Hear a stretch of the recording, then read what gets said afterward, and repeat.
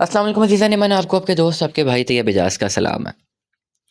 Economics के जो students हैं जिन्होंने इकोनॉमिक्स पढ़ी है, चाहे कॉलेज लेवल पे पढ़ी है, ग्रेजुएशन से पढ़ी है, मास्टर्स में या एमफिल में। मैं अगर अपनी इकोनॉमिक्स का बैकग्राउंड बताऊँ तो मैं शुरू से इंजीनियरिंग का स्टूडेंट रहा हूँ। कॉलेज में भी इंजीनियरिंग का स्टूडेंट रहा हूँ, ग्रेजुएशन में भी।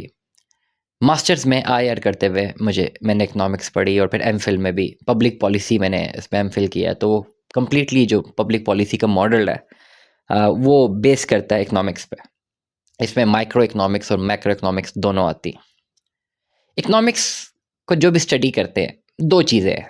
जब बिजनेस को स्टडी करें, इकोनॉमिक्स को स्पेसिफिकली, बिजनेस एक सब ब्रांच है इकोनॉमिक्स की, फाइनेंस एक सब ब्रांच है, मार्केटिंग एक छोटा सा पार्ट है। एक कंप्लीट इकोनॉमिक्स है जिसमें हम रह रहे हैं, आप और मैं।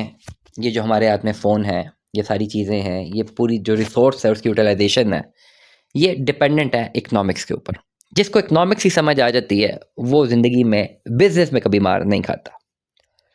अच्छा, एक चीज़ बड़ी मैं आपको क्लैरिटी के साथ बताऊं, कोई भी स्टूडेंट ऑफ इकोनॉमिक्स है, बेसिक लेवल से शुरू हो, माइक्रो लेवल पे आए या मैक्रो लेवल पे जाएं, आपके पास जब भी कोई केस स्टडीज़ होते हैं, आपके पास दो ऑप्शन दी जाती हैं जो बेसिक फंडामेंटल समझे जाते हैं इकोनॉमिक्स की फील्ड में। उसमें होता है एक क्लोथिंग और एक फूड। इकोनॉमिक्स क्या है? आपका डिस्ट्रीब्यूशन ऑफ रिसोर्सेज या scarcity of resources and it's use. ये दुनिया रिसोर्सेज से भरी पड़ी हुई है, उन रिसोर्सेज को कैसे यूटिलाइज करना है और डिवीजन कैसे करनी है, आसान लफ्ज़ों में बताऊं तो ये एक इकोनॉमिक्स की एक सब डेफिनेशन हो सकती है। लेकिन मैं एक बड़ी क्लैरिटी बात जो मैं समझाना चाह रहा हूँ ये है कि पूरा को पूरा जो मॉडल है वो स्टैंड अप करता आपकी क्लोथिंग पे या फूड पे। इसको और आसान करता हूँ, इंसान जो इस दुनिया में रह रहा है, जितना मर्जी पैसा बना ले, जितना मर्जी आगे चला जाए, जितना गरीब हो, जितना अमीर हो जाए, दो चीज़ें उसकी बेसिक नीड्स हैं जिनके बगैर वो नहीं रह सकता, एक फूड और एक क्लोथ। इन दोनों के बगैर इंसान जिंदा नहीं रह सकता। गाड़ी लोगों के पास है, नहीं है, लोग रह लेते हैं जिंदा। बाइक है, नहीं है, रह लेते हैं। साइकिल है, नहीं है, रह लेते हैं। बिजली है या नहीं है, लोग रह लेते हैं, लोग सर्वाइव कर जाते हैं। बिजली के बगैर भी लोग सर्वाइव करते हैं, वो भी रिसोर्स है। लेकिन जो दो बेसिक फंडामेंटल रिसोर्स हैं, ये राइट है, वो है आपका फूड और क्लोथिंग। इन दो चीज़ों के बगैर इंसान नहीं रह सकता। फूड में खाना पानी दोनों आता है, क्लोथिंग कपड़े के बगैर, और ओवरऑल आप खाने के पीने के बगैर नहीं रह सकते। सर्वाइवल ज़ीरो है, नहीं रह सकते। इसी दोनों मॉडल पे इकोनॉमिक्स के जो बिजनेस के मॉडल है वो स्टैंड करते हैं, इन्हीं दोनों चीज़ों के ऊपर। कि लेट अस सपोज आपने अगर कारोबार करना है तो ये दो चीज़ें तो हैं जिनकी डिमांड है ही है ना। फूड की भी डिमांड है, क्लोथिंग की भी डिमांड है, कोई भी नहीं कह सकता कि इनकी डिमांड नहीं है।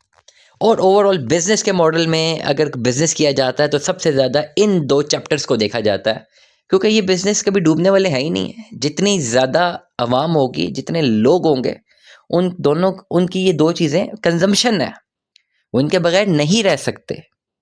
वो चाहे जितनी मर्जी मेहनत करें, कम कमाएं ज़्यादा कमाएं, वो अपना सारा रिसोर्स, अपने कमाए हुए पैसे इन दो जगहों पे इन्वेस्ट करते हैं, क्योंकि ये इनकी फंडामेंटल नीड्स है, इसके बगैर वो सर्वाइव नहीं कर सकते।